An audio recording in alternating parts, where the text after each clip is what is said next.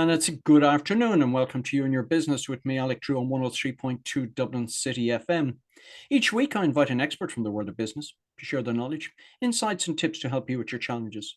If there's a topic you would like covered, or if you feel you can make a contribution, please email me at yourbusiness@dublincityfm.ie, and perhaps we'll be having a chat here one day soon.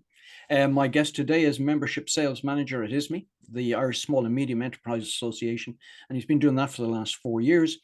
Prior to that, he operated and owned a successful hotel in Kerry and restaurants in Dublin, and his background was in sales and marketing, where he also worked for Sony and Grundig. I'm delighted to welcome Tom Corcoran to the You and Your Business studio. Hi, Tom. Hi, Alec. Well, I'm going to take you back to your last year in school. Were you the academic, the person who wanted to travel, you want to get into business? What was on your mind? Frustration, I think, Alec. I did my leaving cert in 1978, and Right. I wouldn't have said I was a grade A student in any manner or meaning. I just felt school wasn't quite for me. I felt out of place a little bit. That's not to say it wasn't an excellent school I attended, or that the teachers were excellent. Maybe it was maturity. I don't know what it was, but for me, it was a bit of a conflict. I think growing up in Rathfarnham, where I grew up, I had a lot of friends that went to an alternative school, and I seemed to resent going to the school I went to, even though it's a fine school. And that seemed to stay with me for a considerable period. But fond memories, however, of the school. And came out into the big bad world and sort of go, what do I do now? Started scratching my head. Yeah, it's interesting. It resonates with me. You sound like myself. In my late teens, I was sort of the rebel without a cause. So you're going to go into the workplace. Where were you heading straight into? Well, I'd suffered a broken leg in my leaving cert year, which probably didn't help either in the lead into the leaving cert. So I had to sit the exam with a plaster of Paris up to my hip.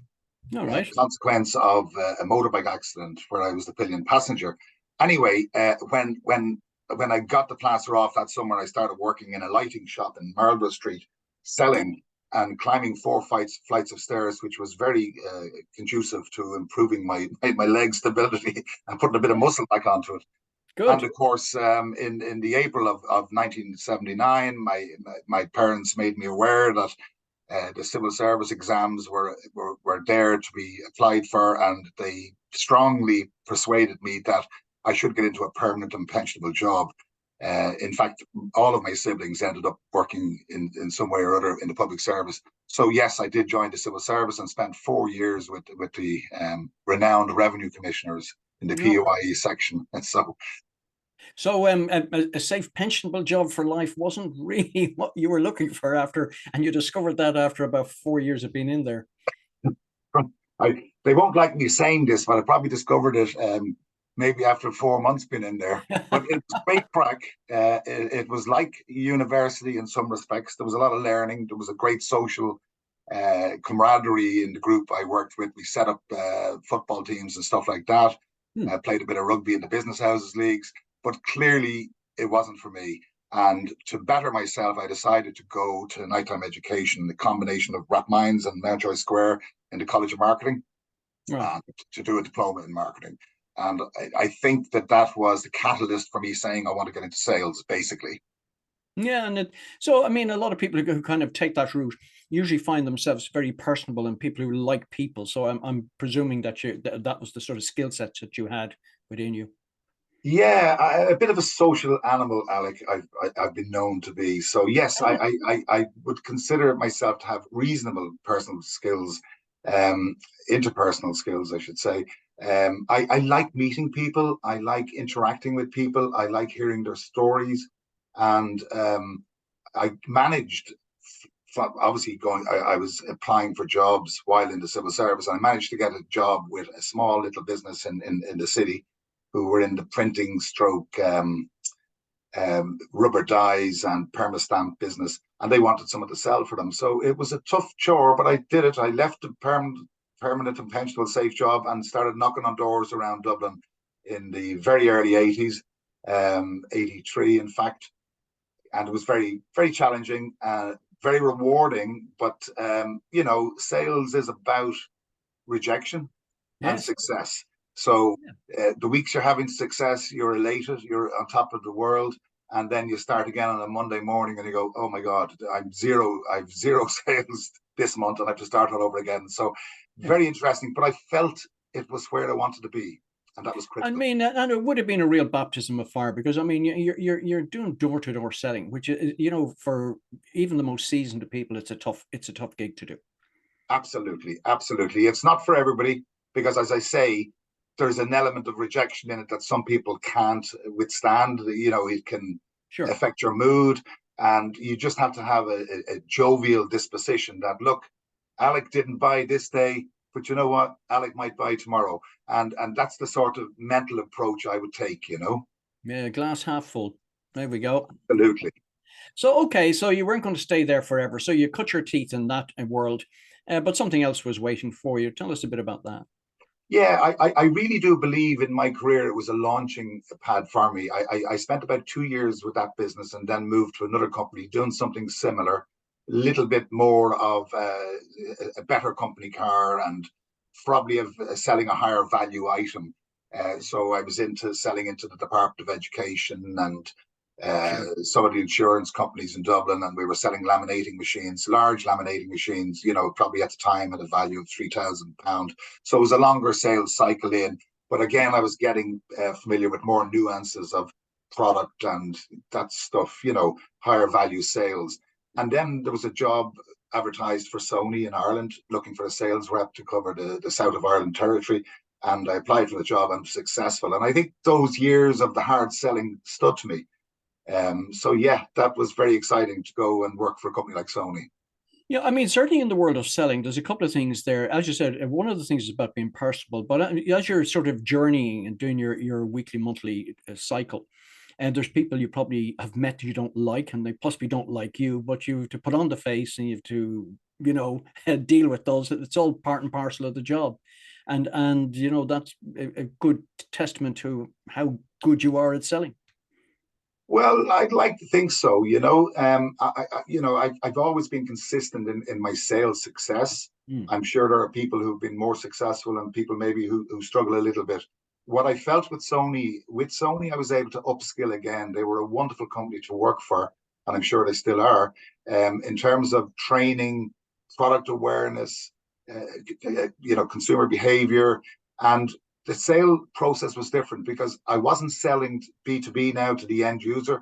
I was actually selling to a nationwide retail outlet infrastructure. So I had accounts that I would continue to call on, and it became very much a personal relationship, and that was critical, Alec. So I would have had customers in Cork and Kerry and Waterford that I became really, really friendly with, and you nearly get inside their mind because you're trying to win space in the store. You're obviously competing still because there's competitors in the Yes, of marketplace. course. But it helps when you have a brand like Sony because they were just they had such a great emphasis on the brand and on the marketing. And I think brand awareness, they always came out in the top 5 in the world for recognition on brand awareness. And they were truly an excellent company to work for. And if you're just joining us now, you're listening to You and Your Business with me, Alec Drew, on 103.2 Dublin City FM, where my guest today is Tom Corcoran. And we were just talking about your times. I mean, from going to cold calling where and maybe it's sort of small sales, maybe there's an upsell here and there, but to now something to an international brand where I won't say you have a captive audience, but certainly you have an audience that have bought into the product and what you have to offer. So you're now maintaining these accounts and building relationships. Absolutely, absolutely. And it was great fun. I had great success, won a few sales trips for high achievement in sales targets, got to Bermuda, which was a wonderful place to visit. And I think it was 1990 or 1991. Yeah, no, wonderful experience. But I think I have a disposition that makes me ambitious. So Right. I felt I'd maybe had almost 6 years with Sony, and I felt I wanted to get into management. So I jumped ship and went to the competition. Right. And that's interesting because often companies make a mistake in many cases, not suggesting in yours, but make a mistake in many cases of promoting somebody who's maybe their top salesperson into a management role and then don't have a good manager and lose their top salesperson at the same time. Yeah. No, I mean, I don't think it was a case of like I think that the structures were in place in Sony Hmm. and they were excellent structures, and I wouldn't fault anybody else there. I think it was just something within me that I wanted to maybe try something different, stay in the industry, but go to another level. And I've always had that driving ambition within me, Sure. which consequently, as we establish further, I ended up owning my own business. But Hmm. I went to a company called Grundig, All uh, right. very similar to Sony. They were a German company based in Nuremberg, founded after the Second World War. Max Grundig making little wirelesses at the time, and became a huge company, not quite on the scale of Sony, but they were a great brand, well established in Europe. The criticism I would have, if I did have, was that they weren't marketing orientated. They were very much product and technical driven.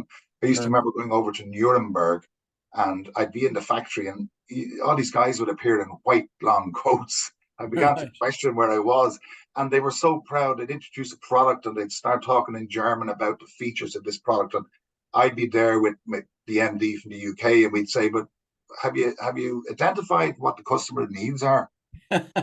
And they Yeah. weren't interested. They just told No. us that these products could do X, Y, and Z, and they would just sell. And of course, they were wrong. Whereas the Sony approach was always, customer led, innovative, customer led.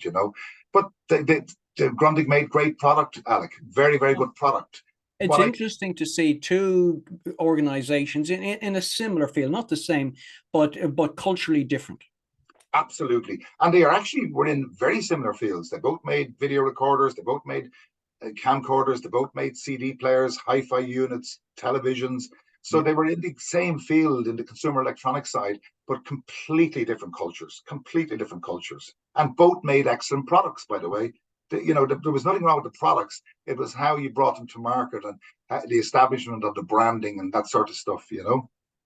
And Grundig did present a bit more of a challenge to you here in terms of sales and how they were positioned in the Irish market. Yeah, I got a bit of a fright. They couldn't provide me with the proper company car from the get go, so I knew something was amiss. And look, they had challenges in the Irish market.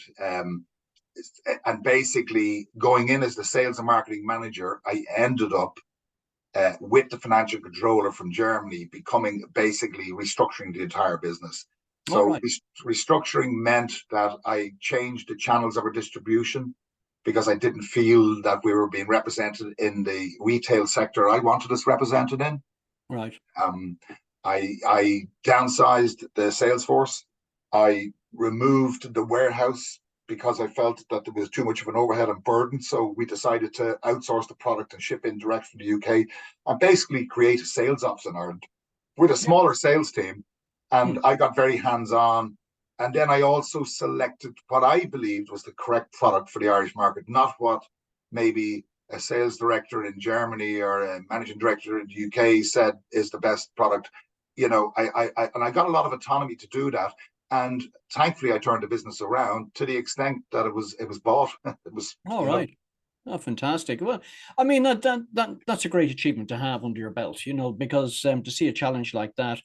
But there's two parts of that. There's number one is obviously you inspired management sufficiently enough to allow you that autonomy, and secondly, then to take that and run with it and get the results that you did. absolutely, Alec. I think that I had a very good relationship with the managing director and the financial controller in the UK. I got on well with the German financial controller, who was sort of over as my bag man, so to say, just to keep an eye on the cost base. But I'm very proud. I think we achieved somewhere around 12% market share in television in our final year, where the brand had been nowhere. We were consistently the highest country in Europe for brand exposure of Grundig product in certain categories, all because I restructured how we did the sales, ensured that I got the right product, and changed who we do business with. And yeah, it was very successful. But I mean that's great because, as you said, they were bought out, and that made sure that you got a little bag of change to take away with you. But you had other ambitions on your mind. Yeah, once again, the itchy feet or the ambition, the inner drive or ambition that was paramount with me. I felt I felt I'd given 12 years now with these two wonderful companies. I experienced and learned a lot, but I wanted to not manage my business in this case now. I wanted to own my own business. So I Right. suppose you can see the progress in that sense, Alec. So Yes. what I did was I had a great friend who had established a restaurant on the north side of Dublin, and I made a proposition to him that I had a lump of cash, money, and wanted to look at a venue on the south side that would replicate what he was doing on the north side. So from there, I set up the Siam Thai restaurant in Monkstown to great success. And that's interesting in two senses. Number one, it had been many years earlier that you had seen a gap in the market here for Yeah, that type my of. friend set up in 1993, I think, in Malahide. And I remember visiting him a number of times and eating there while Hmm, I was with Grundig and, in fact, bringing clients there. But my initial taste of Thai food was in Banbury in England right. with me at a sales conference in the probably the late 80s. And I remember going into this restaurant and eating this exotic, wonderful food, Thai green curries and All pad right. thais and tom yum soup, and going, how come this isn't in the Irish marketplace? You Sure. know? And I think the Chili Club was existing, and All then right. Yes. my friend's place when he opened in '93, and then we together then opened in Monkstown in '96. Yeah. And that's interesting because for a lot of people, that wouldn't work in the sense that a restaurant is very unsociable hours. You're going to be working weekends and all the times that all your friends and that are off. However, this actually fitted your lifestyle. It did actually. It was I never minded the late nights. I'm sure my family didn't appreciate it. I had two great young sons at the time, and I'm sure my wife wasn't pleased with me working on Fridays and Saturday nights. It was demanding in that sense. But you know what, Alec? There was such a buzz in it. Seeing people in your restaurant on a Saturday night, satisfied, happy. I Hmm. mean, in those days there was smoking. I mean, we found it hard to get people to go into the non-smoking area. I mean, the place was just party atmosphere. So you were living in a party every weekend and making money. So you were getting it on both sides. And then you're quite right to add to that. I love hill walking and I like to swim and I love being out in nature. So now I had all this daytime time off to do these wonderful things, travel around Ireland or go down to Wicklow or whatever it might be, and spend great times Hmm. with friends in nature, and that was really, really important for me mentally. It was a great come down. I mean, you'd be buzzing on a Saturday night, Sunday morning. It could be 3 a.m. and you're literally, Yes. on edge. But what I would say that allowed my people often say to me, Alec, but you know what? You're in sales and marketing, and what would you know about a restaurant? I think it helped that my partner had a tried and tested model that we could Yes, of course. replicate. Yeah. But I think my leadership skills mattered and my ability to communicate with my staff. I never lost a staff member in the 16 years I was there. My head chef was the only guy who left, and he left to open a very successful restaurant. So, I even allowed him to stay on for 3 months while he was getting his restaurant ready. So we were very much a team. I'm a great believer in teams and not hierarchies, teams working together for the ultimate goal. And if you're just joining us now, you're listening to You and Your Business with me, Alec Drew, on 103.2 Dublin City FM, where my guest today is Tom Corcoran. And we're just talking about how you've transitioned into the world of being a restaurateur, the late nights, but it seems to fit your lifestyle and you seem to be enjoying the buzz about that. So what was going to happen then? So you have the restaurant, but you weren't just happy with that, you were looking for other things too. Yeah, I bought out my partner in early 2001, and I continued to have great success out in Monkstown. And I bought a hotel with some friends in Kerry. It was really a property play, to be honest with you. Sure. It was in a very beautiful part of Kerry called Glencar. It was an old fishing lodge, 20 bedroom with a lovely restaurant and bar, and on about 15 acres underneath Carrantoul, which is our highest mountain. Very peaceful place. And it was synonymous with fishing because it was beside the Cara River, which was a privately owned fishery with some of the best salmon catchable in Ireland, really. Right. And what we wanted to do was we wanted to build some luxury lodges, not even luxury, but lodges on site so that it was in the middle of that whole property thing. So unfortunately, we had great years there, lost a lot of money there, and we couldn't get the planning, and then things changed dramatically for everybody, I think.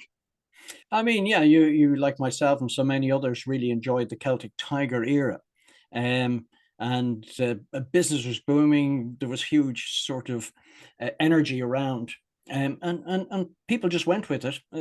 And this is it. And again, as you said, you found yourself in a property play, but there was a change going to come about. So, how did you manage that? I mean, that's always one of these big challenges that people in business have. It's great to have the success, but then sometimes you have to, put your shoulder to the wheel and deal with the nasty side of it. Yeah, I have to say, Alec, it would be, I would have to be honest and say it was a very challenging time. I always remind people that it wasn't me or my business that was struggling, but it was the banks that collapsed. So we had that bizarre situation in 2008, 2009 with troikas and all Yeah, sorts of revelations that were really shocking. And we're still paying to this day, and friends of mine have paid dearly, and I've paid dearly. And I don't understand a so-called uh, democracy or economic capitalism that allows a bank to A, collapse, and B, has to be bailed out by the same taxpayers and still continue to exist, and all of us left with legacy debts. Uh, yes, Vulture funds come in and bind those debts. And I had a really, really trying time. I had to sell the business. yeah, I had to sell the hotel for a fraction of what it was we paid for it because the market had collapsed. And yeah, I had invested a lot of money into my pension being properties. And again, I had to sell them because I was forced to sell them by the bank. yeah, And yeah. it's taken me a long time to get over it, Alec. It's probably one of the great resentments I have about business in Ireland. And No, I'm I feel your pain, and even the real kick that goes with it is, had you stayed in the civil service, your pension wouldn't have been affected, no matter what happened to the economy. Yeah, but I had a lovely friend. I was on a very low period at one stage, and I have a beautiful house and kids and stuff. And I remember sitting out on the deck with this friend of mine, and I was just disconsolate about everything that was collapsing around me. And he said, "Look," he said, "how many people get to own two restaurants and a hotel?" He Yeah, said, "Put it in perspective. You're healthy, your family are healthy."